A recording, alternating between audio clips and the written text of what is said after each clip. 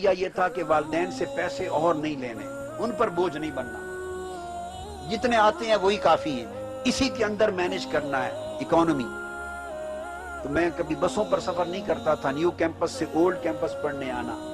اور old campus سے new campus, یہ بیٹے کو 5 6 7 میل کا سفر بن جاتا ہے، 6 7 میل کا سفر۔ تو سائیکل رکھا ہوا تھا میں نے، بڑی مرتبہ سائیکل پر نیو کیمپس سے اولڈ کیمپس آنا اور اولڈ کیمپس سے نیو کیمپس جانا،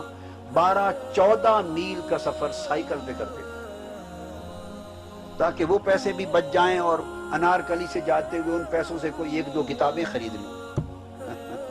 اس زمانے سستی مل جاتی تھی نا کتابیں، آپ کو 70s کی بات بتا رہا ہوں، 30 35 سال پہلے کی، 36 سال پہلے کی، تو اتنی بچت سے کتابیں مل جاتی تھی۔ 14 14 میل سائیکل کے سفر کر لینے، فاقہ کر لینا اور بچت کر کے تو کتابوں بس ساری وہ کتابوں پر خرچ کرنا۔ جب فیصل آباد رہتا تھا بیٹے، گورنمنٹ کالج فیصل آباد پڑھتا تھا، تو اس زمانے یہ اتوار کی چھٹی ہوتی تھی، تو جمعرہ ہفتے کے دن میں وہاں فیصل آباد رہتا تھا، جنگ ایک دن چھٹی کا نہیں جاتا تھا، تو دوپہر کے بعد جنگ جانے کی بجائے لاہور آ جاتا حضور داتا صاحب کی خدمت میں، اور داتا صاحب کی خدمت میں وہ جو بادامی باغ بس سے اتر کے حضور داتا صاحب ننگے پاؤں پیدل آتا تھا۔ یہ 2 سال معمول رکھا، 2 سال، اور نماز مغرب یہاں پڑھنی، اوابین پڑھ کے عشاء کے بعد مراقبے میں بیٹھتا، عبادات میں، اور تہجد تک بغیر سوئے حضور داتا صاحب کی بارگاہ میں بیٹھا رہتا۔ ایک بزرگ تھے، ضعیف العمر، نیلے کپڑے پہنتے تھے، 75 80 سال ان کی عمر تھی، اللہ والے تھے، بڑے فقیر اور صاحب نظر تھے، وہ بھی بیٹھے رہتے، میں بھی 3 ساڑھے 3 بجے تہجد کے وقت مراقبے سے اٹھنا، نوافل پڑھ کے تو پھر پیدل جانا اور وہاں فجر کی نماز پڑھنی، ایک مسجد ہوتی تھی بادامی باغ میں، پڑھ کے نیو خان کی بس پہ بیٹھ کے فیصل آباد چلے جانا، اور ساری رات جاگا ہوا صبح کلاس اٹینڈ کرنی،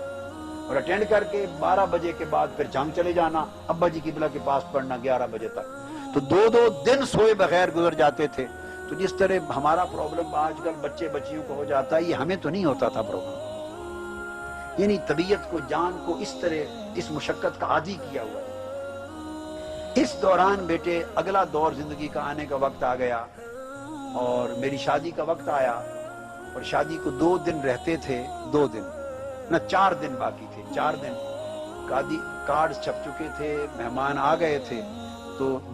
بارات اور ولیمہ جو ہوتا ہے، بارات سے 4 دن قبل ابا جی قبلہ کا وصال ہو گیا۔ میں نے ماسٹرز کر لیا، لاء کا پہلا سال مکمل کر لیا، سیکنڈ ایئر میں تھا،